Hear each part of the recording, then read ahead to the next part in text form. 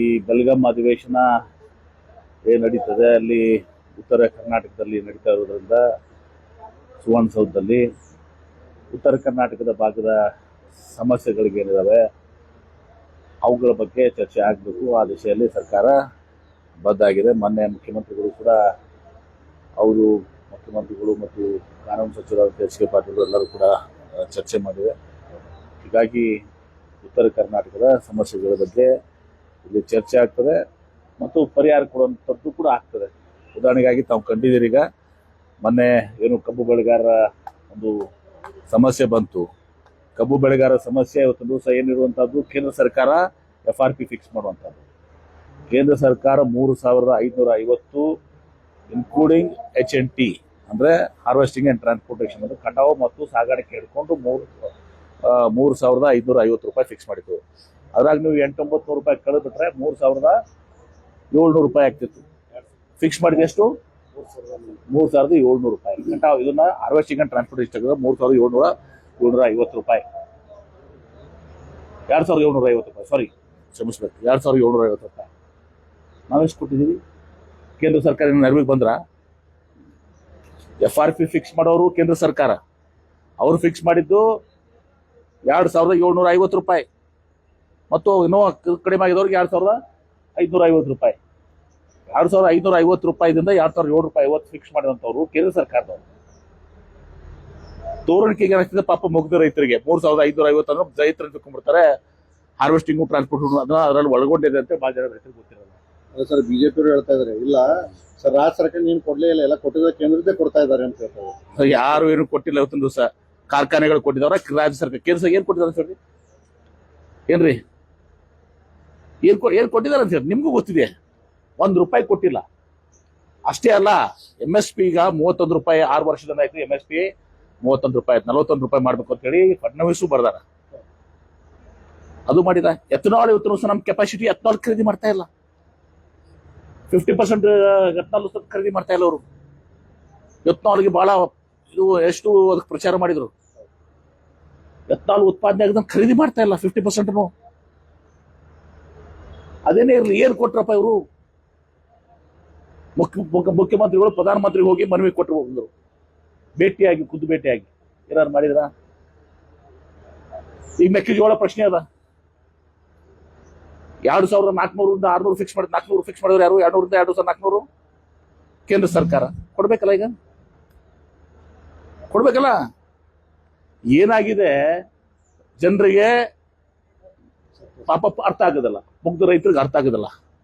ಇದೆಲ್ಲ ಮೆಕ್ಕೆಜೋಳ ಹಿಡ್ಕೊಂಡು ಎಲ್ಲಾನು ಕೇಂದ್ರ ಸರ್ಕಾರದ್ದು, ಕಬ್ಬಿದ್ದು ಕೇಂದ್ರ ಸರ್ಕಾರದ್ದು. ಕೇಂದ್ರ ಸರ್ಕಾರ ವೈಫಲ್ಯ ಅದನ್ನ ಇದು ಮಾಡ್ಕೊಂಡು ನಾವು ನಿಭಾಯಿಸುವ ಪ್ರಶ್ನೆ ಮಾಡಿದ್ರೆ ಮತ್ತೆ ನಮ್ಮ ವಿರುದ್ಧ ಇವ್ರು ಹೋರಾಟ ಮಾಡ್ತಾರೆ. ಅವರು ರೈತರನ್ನ ಕರ್ಕೊಂಡು. ನಮ್ಮ ಯಡಿಯೂರಪ್ಪ ಸಾಹೇಬ್ರ ಸುಪುತ್ರ ವಿಜೇಂದ್ರ ಅವರು ಕಬ್ಬು ಬೆಳೆಗಾರ ಹೋರಾಟ ಹೋಗಲು ಮಲಗ್ತಾರ. ರಾಜಕೀಯ ನೋಡಿ ಇವ್ರದ್ದು. ಅಲ್ಲಿ ಬಿಜೆಪಿ ಸಕ್ಕರೆ ಕಾರ್ಖಾನೆ ಮಾಲಕರಲ್ಲಿ ಬೆಂಗಳೂರು ಮೀಟಿಂಗ್ ಬಂದು ಕೊಡ್ತಾರ. ಈ ಕಡೆ ಸ್ಟ್ರೈಕ್ ಮಾಡೋರು ಇವರೇ, ಬೆನಿಫಿಷರೀಸ್ ಇವರೇ. ಆದ್ರೆ ಒಂದ್ ಹೇಳ್ತೀನಿ, ಮೆಕ್ಕೆಜೋಳ ಆಗ್ಲಿ ಕಬ್ಬಾಗ್ಲಿ ಎಲ್ಲನೂ ಕೂಡ ಇವೆಲ್ಲವೂ ಕೇಂದ್ರ ಸರ್ಕಾರದ ಜವಾಬ್ದಾರಿ. ಇವ್ರು ತಾವು ಏನೂ ಮಾಡ್ತಾ ಇಲ್ಲ. ಆ ಜವಾಬ್ದಾರಿಯನ್ನ ನಾವು ಹೊತ್ತು ಸರ್ಕಾರ, ರಾಜ್ಯ ಸರ್ಕಾರ ಮಾಡ್ತಾ ಇದೆ. ನಮ್ಮ ರೈತರು ಅಂತೇಳಿ ನಾವು ಮಾಡ್ತಾ ಇದ್ದೀವಿ, ನಮ್ಮ ಮುಖ್ಯಮಂತ್ರಿಗಳು ಮಾಡ್ತಾರೆ, ಸಿದ್ದರಾಮಯ್ಯನವರು, ನಮ್ಮ ಸರ್ಕಾರ. ಆದ್ರೆ ಇವ್ರಿಗೆ ನಾಚಿಕೆ ಬರಬೇಕು. ಅದ್ರ ಮತ್ತೆ ರಾಜಕಾರಣ ಮಾಡ್ತಾರೆ, ಹೋರಾಟ ಅಂತೆ. ಕಬ್ಬು ಬೆಳೆಗಾರ ಹೋರಾಟ, ಮೆಕ್ಕೆಜೋಳ ಹೋರಾಟ. ಅರೆ ಹೋಗಿ ಹೋರಾಟ ಮಾಡ್ರಿ ಅಲ್ಲಿ ಪ್ರಧಾನಮಂತ್ರಿಗಳ ಮನೆ ಮುಂದೆ. ನಿಮ್ಮ ಟ್ರ್ಯಾಕ್ಟರ್ ಗಿಟ್ರ ತಗೊಂಡು ಹೋಗ್ರಿ ಅಲ್ಲಿ ಪ್ರಧಾನಮಂತ್ರಿಗಳ ಮನೆ ಮುಂದೆ. ಜನಾರ್ದನ್ ರೆಡ್ಡಿ ಅವರು ಮೊನ್ನೆ ಪ್ರತಿಭಟನೆ ಮಾಡಿದಾಗ ಹೇಳಿದ್ರು ಸರ್, ಇಲ್ಲ CM ಅವರು ರೈತರ ಪರವಾಗಿಲ್ಲ ಅನ್ನೋದನ್ನ. ಜನಾರ್ದನ್ ರೆಡ್ಡಿ ಬಗ್ಗೆ ನಾನು ಮಾತಾಡಕ್ ಹೋಗೋದಲ್ಲ. ನನ್ನ ಬಗ್ಗೆನೂ ಮಾತಾಡಿದಾರೆ, ಗೊತ್ತದ. ನಾ ಮಾತಾಡಿದಂದ್ರೆ ಬಾ ದೊಡ್ಡದಾಗ್ತದೆ. ಇಡೀ ಜಗತ್ತಿಗೆ ಗೊತ್ತದ ಜನಾರ್ದನ್ ರೆಡ್ಡಿ ಇತಿಹಾಸ. ಇಂಥ ಲೂಟಿಕೋರರ ಮಾತು ಕೇಳಿ ನಾ ಹೇಳಕ್ ದರೋಡಿಕೋರ. ರೈತರಿಗೆ ಬಂದು ಮಾತಾಡ್ತಾರೆ ಸಚಿವರು, ರೈತರಿಗೆ ಬಂದು ಯಾರು ಮಾತಾಡಿದ್ರು? ಹೂ ಜನಾರ್ದನ್ ರೆಡ್ಡಿ, ಜನಾರ್ದನ್ ರೆಡ್ಡಿ ಇದು ಜಗತ್ತಿಗೆ ಗೊತ್ತದ. ಏರ್ಪೋರ್ಟ್ ಅಂತ ನಾ ಮಾಡ್ತಿದೀವಲ್ಲ, ಏರ್ಪೋರ್ಟ್ ಕಪಿಲ್ ಸಿಬ್ಬಲ್ ಹಾಕಿ ಇವತ್ತು ನಾನು ಫೈಟ್ ಮಾಡ್ತಾ ಇದ್ದೀನಿ. ಅದ್ರ ರಾಜಕೀಯ ಮಾಡಿದ್ರೆ ಬಹಳ ದೊಡ್ಡ ರಾಜಕೀಯ ಮಾಡ್ಬೋದಾಗಿತ್ತು ನಾನು ಏರ್ಪೋರ್ಟ್ ನಲ್ಲಿ. ಏನು ಯಾರು? ಈ ಸಲ ಚುನಾವಣೆ ಜನಾರ್ದನ್ ರೆಡ್ಡಿ ಸೋಲ್ತಾನ. ಸುಮ್ಮನೆ ವಾಸಲ ಎಲ್ಲೋ ಒಂದು ಹೋಗಿ ಆಯ್ತು. ದರೋಡಿಕೋರು, ಲೂಟಿಕೋರು, ಇವ್ರು ರೈತರಂತಿವ್ರು. ಇಡೀ ಜಗತ್ತಿಗೆ ಗೊತ್ತದ, ಬರೇ ರಾಷ್ಟ್ರಕ್ಕಲ್ಲ ಇಡೀ ಜಗತ್ತಿಗೆ ಗೊತ್ತಿದೆ ಜನಾರ್ದನ್ ರೆಡ್ಡಿ ಇತಿಹಾಸ. ಗೊತ್ತಿದೆ ಇಲ್ಲೋ? ಇವ್ರು ಬಂದು ರೈತರದ್ದು ಹಸಿರುಟಾವಲ್ಲ, ಎಷ್ಟು ಮಂದಿ ರೈತರನ್ನ ಮುಳುಗಿಸಿದೆಯಪ್ಪ ಪುಣ್ಯಾತ್ಮ.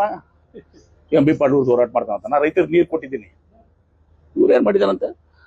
ಸರಿ, ಈಗ ಎಲ್ಲಾ ಸಂಪತ್ತನ್ನ, ರಾಜ್ಯದ ಸಂಪತ್ತನ್ನ ಲೂಟಿ ಹೊಡೆದು ಆ ಗಡಿನೂ ಕೂಡ ಇದು ಮಾಡಿ, ಅದೇನೋ ಒಂಥರ ದೇವ್ರ ಶಾಪ. ಅಲ್ಲೊಂದು ದೇವಸ್ಥಾನ ದೇವಿ ಗುಡಿನೂ ಕಿತ್ತಾಕಿದ್ರು ಅವ್ರು. ಆ ದೇವಿ ಶಾಪ ಹತ್ತಿದೆ ಇವ್ರಿಗೆ. ಓಬಳಾಪುರ ಇಂಥವ್ರು ಬಂದು ರೈತರು ಹತ್ತವ್ರು, ರೈತರು ಹೋರಾಟ ಆತವ್ರು. ಅಬ್ಬಾಬಾ ಎಂ.ಬಿ. ಪಾಟೀಲ್ ಉರ್ದತ್ತು ರೈತರು ಗುಸ್ತಾರಿ. ನಾ ನೀರು ಕೊಟ್ಟಿದ್ದೀನಪ್ಪ ಬರದ ಜಿಲ್ಲೆಗೆ, ನನ್ನ ಜಿಲ್ಲೆ ಜನತೆಗೆ ಗೊತ್ತದ, ನಾನು ಏನನ್ನೋದು ಜಿಲ್ಲೆ ಜನತೆಗೆ ಗೊತ್ತದ. ಪುಣ್ಯಾತ್ಮ ಜನಾರ್ದನ್ ರೆಡ್ಡಿ ನಿನ್ನ ಬಗ್ಗೆ ಜಿಲ್ಲೆ ಅಲ್ಲ, ಇಡೀ ಜಗತ್ತಿಗೆ ಗೊತ್ತದ. ಇಂಡಿಗೋ ವಿಮಾನ ಅದು ಅದರಲ್ಲಿ ಕೇಂದ್ರ ಸರ್ಕಾರದ ಕೂಡ ತಪ್ಪಿದೆ. ಈಗ ವಾಪಸ್ ತಕೊಂಡ್ರಿ. ಈಗ ಒಂದು ತರಾತುರಿಯಲ್ಲಿ ಇವತ್ತೊಂದು ದಿವಸ ಒಂದು ಆದೇಶ ಹೊರಡಿಸಿಬಿಟ್ಟು ಪೈಲಟ್ ಅವರ್ಸ್ ಫಿಕ್ಸ್ ಮಾಡಿದ್ರು. ಕರೆಕ್ಟ್ ಇದೆ, ಅದು ಫಿಕ್ಸ್ ಮಾಡಿದ ತಪ್ಪಂತಲ್ಲ. ಸ್ವಲ್ಪ ಎಲ್ಲರೂ ಕಾನ್ಫಿಡೆನ್ಸ್ ತಗೊಂಡು ಇದು ಮಾಡಿ ಮೀಟಿಂಗ್ ಮಾಡಿ ಸುಸೂತ್ರ ಎಷ್ಟು ತೊಂದ್ರೆ ಪಾಪ, ಎಷ್ಟು ಜನ ತೊಂದ್ರೆ. ನಾನು ಬೆಳಗಾವಿ ಫ್ಲೈಟ್ಗೆ ಬರತ್ತಿದ್ದೆ, ಸುಮ್ಮನೆ ನಮ್ಮ ಏನೋ ಅಂದ್ರು, ಏನು ನೋಡಿ ಸರ್ ಫ್ಲೈಟ್ ತಡ ಆಗ್ಬೋದು ಗಿಡ ಹೋದು ಸುಮ್ಮನೆ ಕಾರಣ ಬರೀತಾನೆ ಬಂದಿನಿ, ಪ್ರೆಸ್ ಕಾನ್ಫರೆನ್ಸ್ ನಿಮ್ಮ ಮುಂದೆ ಇರ್ತಿರ್ಲಿಲ್ಲ ನನಗೆ. ನಾನು ಬೆಳಗ್ಗೆ ಬಿಡ್ಬೇಕಾಗಿತ್ತು. ಬಹಳ ಇವತ್ತೊಂದು ದಿವಸ ಇದು ಕೇಂದ್ರ ಸರ್ಕಾರ ನಿಲುವುಗಳು ಈಗ ವಿಡ್ರಾ ಮಾಡಿದೆ. ಯಾಕೆ ಮಾಡಿದ್ರಪ್ಪ ವಿಡ್ರಾ? ಮಾಡುವಾಗ ತಿಳಿಲಿಲ್ಲ. ಮಾಡಿದ್ದನ್ನ hours to working hours correct, ಯಾರಿಗೂ ಸ್ಟ್ರೆಸ್ ಮಾಡಿ ನಾಳೆ ಅವ್ರನ್ನ ಅಪಾಯಕ್ಕೆ ಹಾಕುವಂಥದ್ದು ಆಗ್ಬಾರ್ದು. ಅದನ್ನ ಕರೆಕ್ಟಾಗಿ ಮಾಡ್ಬೇಕಾಗಿತ್ತಲ್ಲ, ಎಲ್ಲ ತಿಳಿಸಿ ಹೇಳಿ. ಅವ್ರ ಪೈಲಟ್ಸ್ನ ಅಪಾಯಿಂಟ್ ಮಾಡ್ಕೋಬೇಕಾಗ್ತಿತ್ತು, ಅರೇಂಜ್ಮೆಂಟ್ ಮಾಡ್ಕೋಬೇಕಿತ್ತು. ಅರೇಂಜ್ಮೆಂಟ್ ಮಾಡ್ಕೊಂಡಿದಾರ ಇಲ್ಲ ಎಲ್ಲ ತಿಳ್ಕೊಂಡು ಮಾಡ್ಬೇಕಲ್ಲ. ಟೈಮ್ ಕೊಡ್ಬೇಕು. We are not for the airlines are the government, we are for the people. ಜನರಿಗೆ ಏನಾರ ಅನುಕೂಲತೆ ಆಯ್ತು. ಬಸ್ ಸ್ಟ್ಯಾಂಡ್ ಅದಂಗೆ ಆಗಿದ್ದು ಪಾಪ. ಏರ್ಪೋರ್ಟ್ನಾಗ ಕೆಳಗೆ ಕೂತು ಊಟ ಮಾಡ್ತಾವ ಜನ, ಮಕ್ಕೊಂಡವಲ್ಲ ಏರ್ಪೋರ್ಟ್ನಾಗ ಕೊಟ್ರು. ಯಾವ ಪರಿ ಅದು? ಇದೇ ಅಚ್ಚೇ ದಿನ ನೀನು ನನಗೂ ಭೇಟಿಯಾಗಿದ್ರು.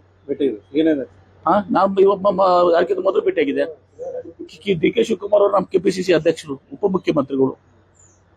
ಏನ್ ತಪ್ಪದ? ಅಲ್ಲ, ಈ ಸಿಎಂ ಗದ್ದಿಗೆ ಗುದ್ದಾಟ ಆದ್ಮೇಲೆ ಭೇಟಿ ಆಗೋದು ಒಂದ್ ಸ್ವಲ್ಪ ವ್ಯತ್ಯಾಸ ಅಂದ್ರೆ ಈಗ ಭೇಟಿ ಆಗಬಾರ್ದು ಅನ್ನಂಗೆ ಆಯ್ತದೆ. ಈಗ ಮೊನ್ನೆ ನನಗೆ 3 ಕೆಲಸ ಇದ್ದು.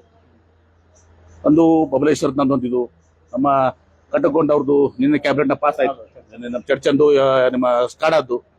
ಆಮೇಲೆ ಅವ್ರದ್ದೊಂದು ಇನ್ನೊಂದು ಕಟ್ಟಕೊಂಡವ್ರದ್ದು ಕೆನಲ್ ಅದನ್ನೀಕರಣ ಐತಿ. ಆ 3 ಹೋಗಿ ಆ ಡೇಟಿಗೆ ಬರ್ಸಿದ್ದೀನಿ.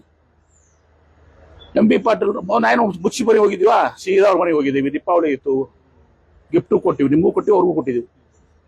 ಕೊಟ್ಟಾರ ನಿಮ್ಗೆ? ನಮ್ಮ ಮಾತಿಂದ ಕೊಟ್ಟಿಲ್ರಿ ನಮ್ಗೆ ಅಂತಂದ್ರೆ ಕೊಟ್ಟು ಗಿಫ್ಟ್ ಕೊಟ್ಟು ಮಾಡಿ ಅವರು ಫೋಟೋ ಹೊಡೆದ್ರು. ಅಲ್ಲೇ ತಿಂದ್ರು, ತೆಗೆದು ಅಲ್ಲೇ ತಿಂದೇ ಬಿಟ್ರು ಅವ್ರು. ನಮ್ಮ ಮನೆಗೆ ಹೆಣ್ಮಕ್ಳಿಲ್ಲ, ಈಗ ಹೆಣ್ಮಕ್ಳು ಬಂದ್ರೆ ಸ್ವೀಟ್ ತಿನ್ನಕ್ ಬರಂಗಿಲ್ಲ ಅಂತ ಹೇಳೋದು. ಅಲ್ಲೇ ಅದಕ್ಕೇನು ಸಂಬಂಧ ಅದ್ರಿ? ನಿನ್ನೆ ನಾವು ಉದ್ಘಾಟನೆ ಇತ್ತು ನಮ್ದು KIDB ಬಿಲ್ಡಿಂಗ್. ಮುಖ್ಯಮಂತ್ರಿಗಳು ಬಂದಿದ್ರು, ಮುಖ್ಯಮಂತ್ರಿಗಳು ಮಂಡ್ಯ ಹೋಗೋದಿತ್ತು ಏನ್ರಿ. ಅವ್ರು ಬೇಗ ಹೋದ್ರು, ನಂತರ ಅಧ್ಯಕ್ಷ ಬಂದ್ರು. ಅವರು ಕುಲ್ಲ ಇದ್ರು, ಆರಾಮ್ 1 ಗಂಟೆ ಕಾಲ ಕೂತ್ರು. ನನ್ನ ಮೀಟಿಂಗ್ ಇತ್ತು, ಜಲ್ದಿ ಎದ್ದು ಹೋಗ್ರ ಅಂತ ಹೆಂಗ್ ಬರ್ತದ? ಅವ್ರು ಕುತ್ಕೊಂಡು ನಮ್ಮ ಸೆಲ್ವಕುಮಾರ್ ಅವ್ರಿಗೆ ನಮ್ಮ ಜೊತೆ ಎಲ್ಲ ಫುಲ್ ಇಂಡಸ್ಟ್ರೀಸ್ದು ಚರ್ಚೆ, ಬೇರೆ ಸ್ಟೇಟ್ಸು, ಇದು ಯಾವ್ಯಾವ ಸೆಕ್ಟರ್ ಏನೇನು, ನಾನು ಫುಲ್ ಒಂದು ಪ್ರೆಸೆಂಟೇಷನ್ ಬೇಕಂತಿದ್ರು. ನಾನು ಎಲ್ಲ ಕಡೆ ಹೋಗಿ ಹೇಳಕ್ ಬೇಕಲ್ಲ ನನಗೂ ಅಂತ ಹೇಳಿ. ಕೆಪಿಸಿಸಿ ಅಧ್ಯಕ್ಷನಾಗಿ ಉಪಮುಖ್ಯಮಂತ್ರಿ ನಮ್ಮ ರಾಜ್ಯದಾಗ ಏನೇನು ಹೇಳಕ್ ಒಂದು ಪ್ರೆಸೆಂಟೇಷನ್ ಸದಂಗ ಮಾಡಿಕೊಡಂದ್ರು. ನನ್ನ ಮೀಟಿಂಗ್ 2 ತಾಸು ಮೀಟಿಂಗ್ ಲೇಟ್ ಆಯ್ತು. ಅದಕ್ಕೇನಾದ್ರು ಯಾರು ಸಿಎಂ ಕುರ್ಚಿ ಚರ್ಚೆ ಮಾಡ್ಬೇಕಾದ್ರೆ ನಾವು KIDB ಬಿಲ್ಡಿಂಗ್ ಮಾಡ್ತೀವ, ಕೆಪಿಸಿಸಿ ಆಫೀಸ್ನಾಗ ಮಾಡ್ತೀವಿ, ಡಿ.ಕೆ. ಶಿವಕುಮಾರ್ ಅವ್ರ ಮನ್ಯಾಗ ಮಾಡ್ತೀವಿ, ಸಿದ್ದರಾಮಯ್ಯ ಅವ್ರ ಮನ್ಯಾಗ ಮಾಡ್ತೀವಿ, ಅಥವಾ ಅವ್ರು ನಮ್ಮ ಮನ್ಯಾಗ ಮಾಡ್ತಾರ. ಬ್ರೇಕ್ಫಾಸ್ಟ್ ಕರೆ ಕೊಡ್ತೀವಿ, ಲಂಚ್ ಕರೆ ಕೊಡ್ತೀವಿ, ಡಿನ್ನರ್ ಕರೆ ಕೊಡ್ತೀವಿ. ಮೀಟಿಂಗ್ ಆಗುವಾಗ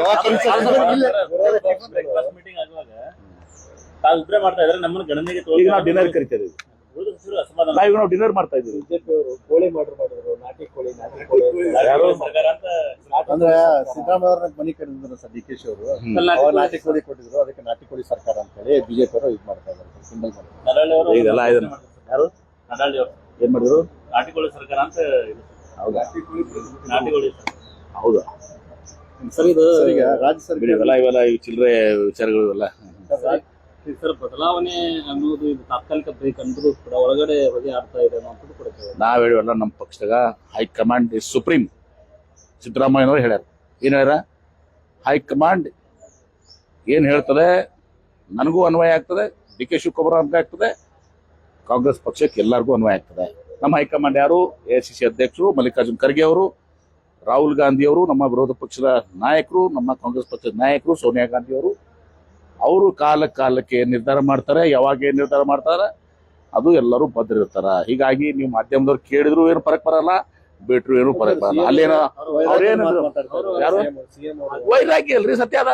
ಅಧಿಕಾರ ನಮ್ಮ ಅವ್ರಂದ ಅಧಿಕಾರನು ನಮ್ಮ ಅಪ್ಪನ ಆಸ್ತಿ ಅಲ್ಲ, ನಮ್ಮ ಜೀವನೂ ನಮ್ಮ ಆಸ್ತಿ ಅಲ್ಲ. ನೀವು ತಿಳ್ಕೊಂಡಿರ್ತೀರಿ ನಾವು 100 ವರ್ಷ ಬಾಳ್ತೀವಿ ಅಂತೇಳಿ. ಯಾವಾಗ ಯಾರಿಗೆ ಏನಾಕತಿ ಗೊತ್ತಿಲ್ಲ, ಅದು ಹೇಳಕ್ಕಾಗತಿ. ಅಧಿಕಾರ ನಮ್ಮ ಆಸ್ತಿನ ಅದು ಹಿಂಗಾಗ್ಬೋದು.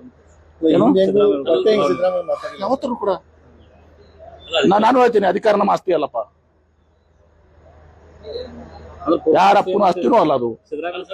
ಜನ ಆಶೀರ್ವಾದ ಮಾಡಿದಾಗ ಆರಿಸಿ ಬಂದಿರ್ತೀವಿ. ಪೂರ್ಣಾವಧಿ ನಾನು ಸಿಎಂ ಅಂತ ಹೇಳ್ತಿದ್ರು. ಯಾರು? ಪೂರ್ಣವರ್ತಿ ಇದನ್ನು ಶಿವ ಅಂತ ಹೇಳಿದಾರಲ್ಲ, ಅದನ್ನು ಅವರು ಮುಖ್ಯಮಂತ್ರಿಗಳು ಹೇಳಿದಾರ.